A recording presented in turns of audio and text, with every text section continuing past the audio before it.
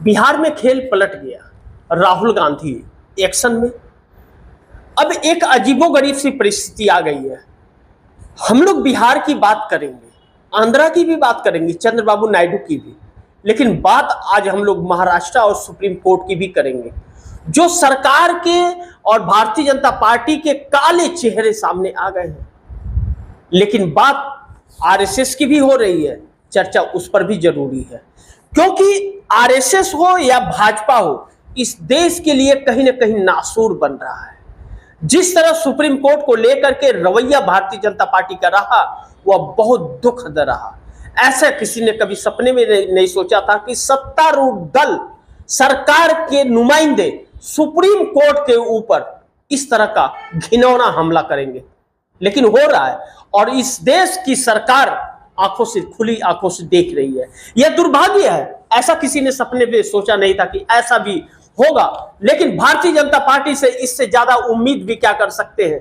वही राहुल गांधी नीला T shirt पहन करके अमेरिका अचानक पहुंच गए, एयरपोर्ट पर भव्य स्वागत हुआ, लेकिन राहुल गांधी का क्या है मकसद अमेरिका जाने का, इस पर भी चर्चा जरूरी है। लेकिन नीतीश कुमार के पैरों के नीचे जमीन खसक गई है। बिहार में एक बड़ा खेल होता हुआ नजर आ रहा है। तेजस्वी यादव को महागठबंधन का अध्यक्ष चुन लिया गया है और राहुल गांधी की स्वीकृति, लेकिन 24 तारीख को एक बैठक होगी। उस बैठक में राहुल गांधी और मल्लिकार्जुन खड़गे भी उसमें शामिल होंगे। महागठबंधन में सीटों का समन्वय बन गया है। सीट बंटवारे पर मुहर लग गई है। कौन सी सीटें किसे, कौन चुनाव लड़ेगा किस सीट से, यह 24 तारीख को फाइनल हो जाएगा। यानी कि मई महीने से महागठबंधन के लोग अपने अपने क्षेत्रों में, अपने अपने विधानसभाओं में चुनाव प्रचार तेजी से करना शुरू कर देंगे। अभी वक्त है, अप्रैल का महीना समाप्त होने वाला है। मई, जून, जुलाई, अगस्त, सितंबर, अक्टूबर, नवंबर, 7 महीने के वक्त, और बिहार के अंदर नीतीश कुमार बदहाल है एकदम। नीतीश कुमार की स्थिति ऐसी हो गई है, न घर के न घाट के, बीच में लटक करके रह गए हैं। भारतीय जनता पार्टी उन्हें निपटाने में लगी है। राहुल गांधी तेजस्वी को सीएम बनाने में लग गए हैं। राहुल गांधी अमेरिका गए हुए हैं, क्योंकि अमेरिका में जिस तरह से तुलसी गवार्ड ने यह ऐलान किया, यह प्रेस कॉन्फ्रेंस करके और ट्रंप की मीटिंग में यह कह दिया कि ईवीएम में हैकिंग होती है, सबूत हमारे पास और चुनाव में धांधली की जा रही है, यह हमारे देश की सरकार के ऊपर एक बहुत बड़ा तमाचा था और हमारे देश के चुनाव आयोग के ऊपर। लेकिन चुनाव आयोग है कि मानता ही नहीं, वह ऐसा है कि सुनता ही नहीं। चुनाव आयोग ऐसा है कि देखता ही नहीं। मतलब अंधा, बहरा, गूंगा तीनों हो गया है। कहते हैं ना, बुरा मत बोलो, बुरा मत देखो, बुरा मत सुनो। यह अच्छा ही नहीं सुनता और अपनी जिद में अड़ा रहता है। पहले राजीव कुमार थे, अब ज्ञानेश कुमार है। लेकिन परिस्थितियां तब बदलती हैं जब महाराष्ट्र का एक अफसर खुल करके कैमरे के सामने आता है और कहता है कि 10 लाख रुपए हमारे खाते में आए ईवीएम में चोरी पकड़े जाने के लिए। आप खुलासा मत करना, छिपाने के लिए कि ईवीएम में गड़बड़ी हो रही है, ईवीएम के साथ छेड़छाड़ हो रही है, यह छिपाने के लिए 10 लाख रुपए अफसरों को दिए जा रहे हैं। क्यों? What is this reason? इसका जवाब सरकार के पास नहीं है, चुनाव आयोग के पास नहीं है। चुनाव आयोग कहता है वह तो व्यक्ति ड्यूटी में था ही नहीं, लेकिन उस व्यक्ति को सस्पेंड कर दिया जाता है। क्यों? जब वह व्यक्ति ड्यूटी में नहीं था तो सस्पेंड क्यों? चुनाव आयोग को ट्वीट क्यों करना पड़ता है? वह भी 2-2 ट्वीट क्यों करना पड़ता है कि नहीं ऐसी कोई बात नहीं है? क्यों यह सफाई? लेकिन उसका जवाब और जांच की कोई बात नहीं है। अब तेजस्वी यादव बिहार के अंदर गदर से काटे हुए हैं और भारतीय जनता पार्टी के लोग सुप्रीम कोर्ट के सीजीआई के ऊपर बवाल किए हुए। सुप्रीम कोर्टा कहा गया, न्यूक्लियर कहा गया, क्या क्या नहीं कहा गया सीजीआई को। अब तो यह कह दिया गया कि सांप्रदायिकता, जातिवाद का दंगा फैला रहा है सुप्रीम कोर्ट। लानत है ऐसी सरकार पर कि जिस सरकार के लोग ऐसी भाषा का इस्तेमाल करें। अगर ऐसा है तो सरकार कार्रवाई कर ले, राष्ट्रपति के पास तो पावर होंगे इसके। यह सरकार एक विधेयक ले आकर के, बहुमत है ही, विधेयक ले आकर के सीजीआई को तत्काल पद से हटा दे। लेकिन सरकार के पास ताकत है क्या इसका? क्योंकि सरकार के दिल में चोर है। तो वह कैसे कहेगी और कैसे लाएगी? विपक्ष हमलावर है, विपक्ष लगातार हमला कर रहा है भारतीय जनता पार्टी पर और मौजूदा सरकार पर, और सरकार कटघरे में है। जेपी नड्डा कहते हैं निशिकांत दुबे के बयान पर कि निशिकांत दुबे का बयान अलग है, उनका निजी बयान हो सकता है, यह हम भारतीय जनता पार्टी की लाइन नहीं है और भारतीय जनता पार्टी का उस बयान से कोई लेना देना नहीं है। जगदीप धनखड़ के बयान से, जगदीप धनखड़ का बयान क्या? जगदीप धनखड़ ने तो यहां तक कह दिया सुप्रीम कोर्ट को कि सुप्रीम कोर्ट लोकतंत्र के खिलाफ परमाणु मिसाइल का 142 का इस्तेमाल कर रहा है, संवैधानिक नहीं है, लोकतांत्रिक नहीं है। वो जगदीप धनखड़ है क्या लोकतांत्रिक? ओम बिरला स्पीकर लोकतांत्रिक है क्या? मर्यादा है क्या? उनके ऊपर मर्यादा तो पाठ तो पढ़ाते हैं। बिल्कुल विपरीत जा रही है परिस्थिति। लेकिन बिहार के अंदर कांग्रेस ने जिस तरह पप्पू यादव को, कन्हैया कुमार को, कृष्णा अल्लावरू को, अलका लांबा को, सचिन पायलट को, सलमान खुर्शीद, जिस तरह एक कैडर उतारा है बिहार के अंदर, और जो नीतीश कुमार और मोदी में जो खींचतान चल रही है, 24 तारीख का दिन बहुत ज्यादा वक्त नहीं है। 24 तारीख को प्रधानमंत्री जा रहे हैं मधुबनी रैली सभा करने के लिए। सीएम अगर घोषित नहीं किया तो बहुत कुछ कहानियां बदल जाएगी, लेकिन फिलहाल तो प्रधानमंत्री नरेंद्र मोदी आंध्र प्रदेश जाने वाले हैं, क्योंकि चंद्रबाबू नायडू नाराज हो गए हैं। चंद्रबाबू नायडू बिल्कुल भारतीय जनता पार्टी की सुन नहीं रहे हैं। अब चंद्रबाबू नायडू ने खत दे करके हमारे देश की सरकार जो मौजूदा है उसको हिला करके रख दिया है, यानी कि भारतीय जनता पार्टी की सरकार या मोदी की सरकार कहले हिला दिया है, क्योंकि चंद्रबाबू नायडू ने खत में जो लिखा है उस खत को समर्थन वापसी का पत्र भी माना जा सकता है, क्योंकि चंद्रबाबू नायडू ने लिखा है कि यह हमारी शर्तें जल्द से जल्द पूरी की जाए। इस तरह की बातें निकल करके आ रही है। और अगर चंद्रबाबू नायडू ने लिख दिया कि हमारी शर्तें जल्द से जल्द मंजूर की जाए और पूरी की जाए, अन्यथा इसे समर्थन वापसी का पत्र भी समझ ले। अगर इस तरह की बात है, इस बात में दम है, इस बात में सच्चाई है, तब तो मोदी सरकार तलवार की नोक पर खड़ी है। इस बात से इंकार नहीं कर सकते। आने वाला वक्त नरेंद्र मोदी सरकार के लिए बड़ी घातक साबित होने वाला है। नरेंद्र मोदी की सरकार घिर गई है, इस वक्त कई कटघरे में घिरी हुई है। सुप्रीम कोर्ट में वाट लग रहा है सरकार का। सुप्रीम कोर्ट एकदम आईने पर आईना दिखा रहा है। काले मंसूबे जो चतुराई है सरकार की, वह विफल हो रही है। सुप्रीम कोर्ट लगाम लगा रहा है। राज्यपाल हो, राष्ट्रपति हो या हमारे देश की पार्लियामेंट्री सरकार हो, सब तीनों को रोक लगा रहा है। जो सुप्रीम कोर्ट ने आदेश राज्यपाल को दिया कि 30 दिनों के अंदर राज्य की सरकारों की फाइलें आपको पूरी करनी पड़ेगी, और राष्ट्रपति को दिया कि विद इन 90 डेज, 90 दिनों के अंदर आपको फाइल पूरी करनी पड़ेगी, आप इसे अनिश्चित काल के लिए अपने पास डस्टबिन में नहीं रख सकते। राष्ट्रपति और राज्यपाल के ऊपर लगाम लग गया है। इन्हें समझ नहीं आ रही, अक्कल घास चलने चली गई अब, क्योंकि जिसे अब एक हथियार के तौर पर विपक्ष के नेताओं के ऊपर इस्तेमाल किया जा रहा था, वह हथियार अब भारी पड़ गया, उल्टा पड़ गया है, उल्टा पड़ गया। और अब नरेंद्र मोदी सुप्रीम कोर्ट में फंस गए। 3 कृषि कानून को लिया करके सारी मिट्टी पलित हो गई। सुप्रीम कोर्ट ने चेहरा पहचान लिया, इनकी सोच पहचान ली, इनकी नीयत पहचान ली, और जब पहचान ली और इनको लगाम लगा दिया, कहते हैं ना नथिया लगा दो तो क्या रखी, खींच दो तो सारा अक्कल गायब हो जाता है, तो नथिया इनकी खींच दी है सरकार की सुप्रीम कोर्ट ने वक्फ बोर्ड संशोधन कानून के ऊपर 5 क्लोथ पर स्टे लगाकर। तो अब निशिकांत दुबे भी बौखला गए, संसदीय कार्य मंत्री और अल्पसंख्यक के मंत्री किरण रिजिजू भी बौखला गए, और इससे ज्यादा तो हमारे देश के उपराष्ट्रपति जगदीप धनखड़ बौखला गए।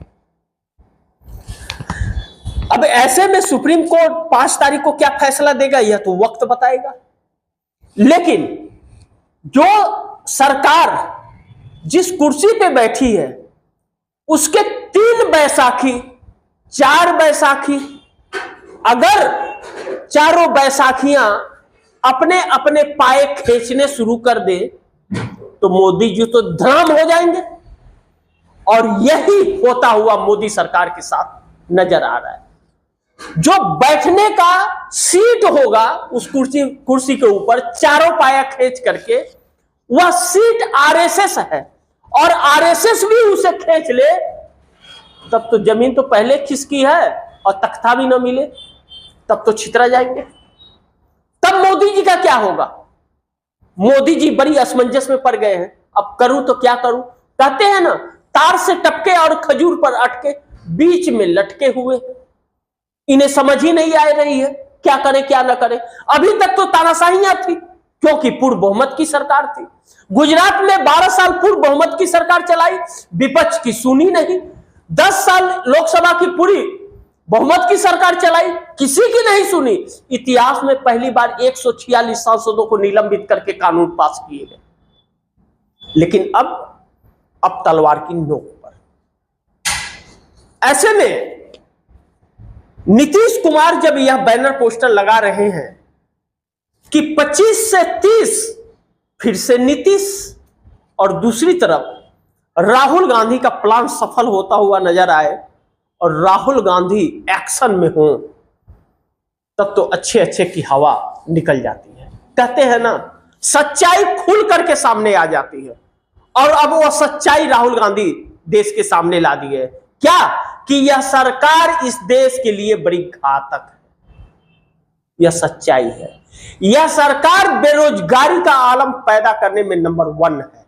यह सरकार पाखंड फैलाने में नंबर 1 है। यह सरकार झूठ बोलने में नंबर 1 है।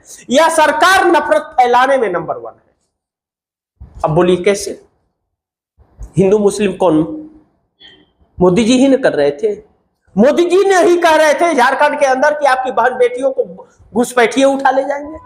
हेमंत बिस्व शर्मा कहता था कि बाबर के औलाद घूम रहे, खुद किसके नहीं बताते।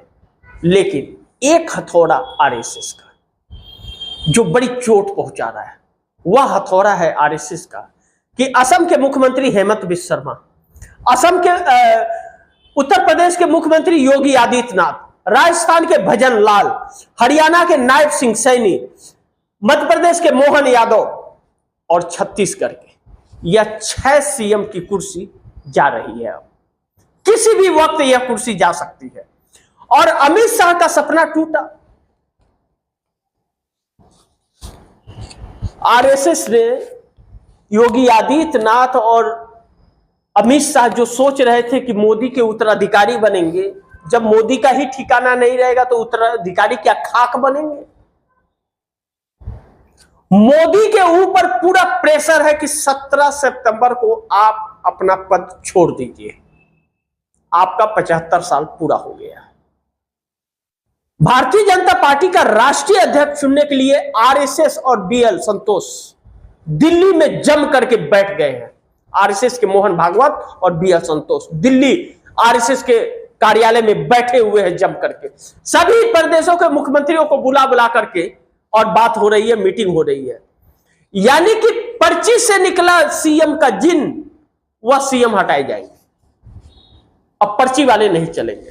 तो पर्ची वाले नहीं चलेंगे तो मोदी की जो षड्यंत्रकारी नीतियां हैं उस पर भी लगाम लगेगा। और वह लगाम कितना भारी पड़ेगा मोदी के लिए, यह आने वाला वक्त बताएगा। मोदी के लिए बड़ी भारी मुसीबत वह खड़ा कर सकता है, इससे मोदी बच नहीं सकते। लेकिन अब हम उन समीकरणों को समझे जो राहुल गांधी अचानक अमेरिका पहुंचे और राहुल गांधी नीले टी शर्ट में पहुंच गए। राहुल गांधी नीले टी शर्ट में पहुंचे। नीला टी शर्ट बाबा साहब भीमराव अंबेडकर का प्रतीक। अमेरिका में वह टी शर्ट लहरा रहे हैं राहुल गांधी, और जो भव्य स्वागत हुआ, अंधभक्तों की आंखें तो जल गई होगी, इससे इंकार नहीं किया जा सकता। लेकिन हम लोग जो खेल पलट गया, मैंने दिया कि खेल पलट गया राहुल गांधी एक्शन में। जरा इस तथ्य को आप दर्शक समझिए। बिहार में खेल पलट गया, बिहार में ही नहीं दिल्ली में भी खेल पलटने वाला है। अब समझिए इस समीकरण को, चंद मिनटों में आप दर्शकों को बताऊंगा। बिहार के अंदर जो समीकरण है भारतीय जनता पार्टी के लिए डू एंड डाई, करो या मरो की परिस्थिति है। भारतीय जनता पार्टी इस बार 2025 विधानसभा चुनाव में बिहार के अंदर अगर भारतीय जनता पार्टी ने अपना सीएम नहीं बनाया तो फिर उसका सपना सपना ही रह जाएगा, फिर बनना बड़ी मुश्किल होगा। लेकिन भारतीय जनता पार्टी एक ही शर्त पर अपना सीएम बना सकती है, अगर महाराष्ट्र के तर्ज पर बिहार के अंदर चुनाव हो तो तभी बन सकती है। लेकिन अब भारतीय जनता पार्टी का सपना टूटता हुआ नजर आ रहा है। दो वजह है। पहला, नीतीश कुमार को सीएम घोषित नहीं कर रही है, जिससे नीतीश कुमार उखड़े हुए कब क्या कदम उठाएंगे कोई कुछ कह नहीं सकता, क्योंकि नीतीश कुमार के लिए अति हो गई है। चुप्पी अंदर बवंडल मचा रही है। वो देखते हैं ना आप दर्शक, एक्सपेरिमेंट कीजिए। आपको भूख लगी हो और खाने के लिए कुछ हो ना, जेब में पैसे ना हो, 2 दिन बासी रोटी भी मिलेगी तो उस वक्त आप खा लेंगे। यह हाल नीतीश कुमार का है कि पार्टी टूट गई है, जनाधार जा रहा है, नेता साथ छोड़ रहे हैं। अब तो आप दर्शक चौंक जाएंगे कि नीतीश कुमार के जेडीयू के किशनगंज के मास्टर मुजाहिद आलम ने भी पार्टी छोड़ दी। यह तो विधायक रहे, यह तो जिला अध्यक्ष रहे। अब ललन सिंह कहे कि हम इनको नहीं जानते, अब कहे संजय झा कि हम नहीं जानते। बिहार को जितना इन लोगों ने रुलाया है, बिहार के युवाओं को जितना इन लोगों ने तकलीफ दिया है, उसका डबल कीमत इन लोगों को चुकानी पड़ेगी आने वाले वक्त में। इन लोगों की जमानतें जब्त होगी, या मैं नहीं कह रहा हूं, बिहार के लोग कह रहे हैं। और नीतीश कुमार का आज जो हाल है और जिस हालात में है, उसके जिम्मेदार भी नीतीश कुमार स्वयं और खुद है। नीतीश कुमार ने जो किया, नीतीश कुमार को बिहार की जनता माफ नहीं करेगी। 20 साल से मुख्यमंत्री हैं, लेकिन तीसरी बार नरेंद्र मोदी को समर्थन देकर और सरकार बना करके, वक्फ बोर्ड बिल कानून पास करा करके नीतीश कुमार ने अपने पैरों पर कुल्हाड़ी मार ली। आज वही भारतीय जनता पार्टी नीतीश कुमार को खत्म कर रही है। लेकिन जो खेल पलट गया, मैंने बात कहा, उसे समझिए। राहुल गांधी नीले टी शर्ट में अमेरिका, यानी कि प्रतीक दिखा रहे हैं कि बाबा साहब भीमराव अंबेडकर को लेकर के मैं साथ चलने वाला हूं। दलित और अति पिछड़ों के साथ हर वक्त हर दिन मैं साथ खड़ा हूं, हर मुसीबत में उनके साथ खड़ा हूं, यह साबित कर रहे हैं। और 500 से ज्यादा संविधान सभाएं बिहार में करने वाले हैं, और राहुल गांधी लगातार संविधान सभा ही कर रहे हैं। संविधान सभा यानी कि बाबा साहब भीमराव अंबेडकर। अब दलित और अति पिछड़े वह बार बार कहते हैं कि मैं संविधान की रक्षा करता हूं, लोकतंत्र को बचाने निकला हूं, मैं राजनीति करने नहीं निकला हूं। और राहुल गांधी ने यह बात कही थी प्रयागराज में कि जिस राह पर मैं निकला हूं, हो सकता है मैं सत्ता में ना आऊं, हो सकता है हमारी जमानतें जब्त हो जाए, हार का सामना करना पड़े, लेकिन फिर भी बाबा साहब भीमराव अंबेडकर को, संविधान को, लोकतंत्र को मैं जिंदा रखूंगा। और कर रहे हैं।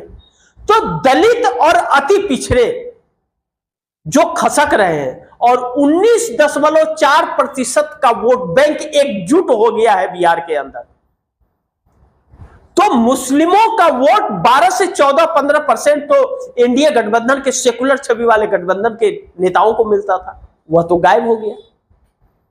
और दलित और अति पिछड़े को राहुल गांधी अपने साथ खींच रहे हैं, तो नुकसान भाजपा को भी है। भाजपा जानती है कि नीतीश कुमार के चेहरे के बगैर मैं सत्ता के नजदीक नहीं पहुंच सकता, और नीतीश कुमार भी यह अपना अहमियत समझते हैं कि वह आईसीयू में भी रहे तो भी उनसे पार पाना इतना आसान नहीं होगा।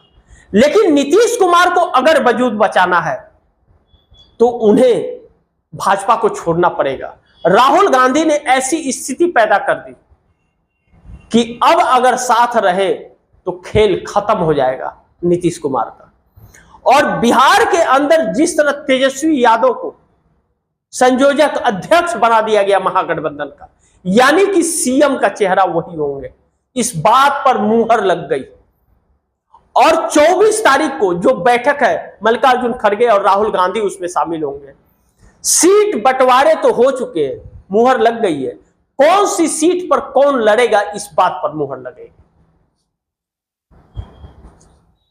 बिल्कुल डिले नहीं करना चाहते राहुल गांधी, तुरंत फटाफट एक एक प्रत्याशियों की सीट का कंफर्मेशन चाहते हैं और प्रत्याशियों को अपने क्षेत्र में जाकर के प्रचार प्रसार करना और मजबूती पैदा करना, यह काम चाहते हैं, डिले नहीं। और एनडीए के अंदर भगदड़ है, कह रहे हैं चिराग पासवान की 50 सीटें चाहिए, जीतन राम मांझी कह रहे हैं 40 चाहिए, उपेंद्र कुशवाहा 17 पे लटके हैं, नीतीश कुमार 105 पे लटके हैं और भारतीय जनता पार्टी किसी को नहीं दे रही है। अब नीतीश कुमार के बेटे निशांत कुमार आकर के कहते हैं कि हमारे पापा ही सीएम बनेंगे, भाजपा करे, नहीं तो रास्ते अनेक हैं। अब कौन से रास्ते हैं ये वक्त बताएगा। लेकिन चंद्रबाबू नायडू का खत नरेंद्र मोदी को परेशान कर दिया। ध्यान से समझिएगा, मैंने नीतीश की बात बता दी कि सीएम नहीं तो कुछ भी नहीं, और भारतीय जनता पार्टी के मकसद को पूरा नहीं होने देंगे। मैंने कहा था ना, नीतीश भाजपा के ही साथ रह के चुनाव लड़ेंगे और भाजपा को ही हराएंगे। चंद्रबाबू नायडू ने खत में लिखा, जो बातें कह खुल के बाहर निकल रही है, कि खत में लिखा है कि हमारे साथ जो शर्तें थी उसको जल्द पूरा कीजिए, हमारी डिमांड को जल्द पूरा कीजिए, वरना इस खत को समर्थन वापसी का पत्र समझिए। नरेंद्र मोदी बिहार जा रहे हैं, आंध्र प्रदेश मिलने के लिए। तब तक महाराष्ट्र से खबर बुरी आ गई भाजपा के लिए। महाराष्ट्र के अंदर राज ठाकरे और उद्धव ठाकरे भाई हैं। बाला साहब ठाकरे ने उद्धव ठाकरे को पार्टी सौंपी तो राज ठाकरे अलग हो गए, महाराष्ट्र निर्माण सेना बना लिए, लेकिन चमक नहीं पाए, धमक नहीं पाए और जनाधार खत्म होता गया। अब दोनों भाई एक होते हुए नजर आ रहे हैं, लेकिन कहा यह जा रहा है कि एकनाथ शिंदे भी अब साथ आ रहे हैं। अगर एकनाथ शिंदे आए तब तो मोदी के लिए बड़ी मुश्किल हो जाएगी। उधर चिराग पासवान कह रहे हैं 50 सीटें नहीं दिए तो हमें एनडीए में छोड़ देंगे, हमको तो बिहार की राजनीति करनी है, हमें मंत्री पद नहीं चाहिए। बड़ी उलझन सी पड़ गई। 7 और 5 12, और जब 12 चले जाएंगे तो चंद्रबाबू नायडू तेवर में है। चंद्रबाबू नायडू ऐसा झटका देंगे तो मोदी संभल भी नहीं पाएंगे। यानी कि महाराष्ट्र से लेकर के आंध्र प्रदेश और बिहार तक भारतीय जनता पार्टी घिर गई है। उधर से आरएसएस राष्ट्रीय अध्यक्ष को लेकर के और नरेंद्र मोदी के इस्तीफे को लेकर के 17 सितंबर को वह पार्टी से त्याग दें, अपना राजनीतिक जीवन समाप्त करें, आम इंसान बन जाए या भगवान बन जाए, मंदिर बना के उसी में बैठ जाए, कुछ भी कर ले, लेकिन कुर्सी छोड़नी पड़ेगी। जिस नियम के तहत मुरली मनोहर जोशी को, जिस नियम के तहत लालकृष्ण आडवाणी को, यशवंत सिन्हा को, उमा भारती को, कल्याण सिंह को, सबको निकाल दिया, उसी नियम के तहत नरेंद्र मोदी को जाना पड़ेगा। और कुर्सी छोड़ना नरेंद्र मोदी के लिए बड़ी घातक साबित हो सकता है।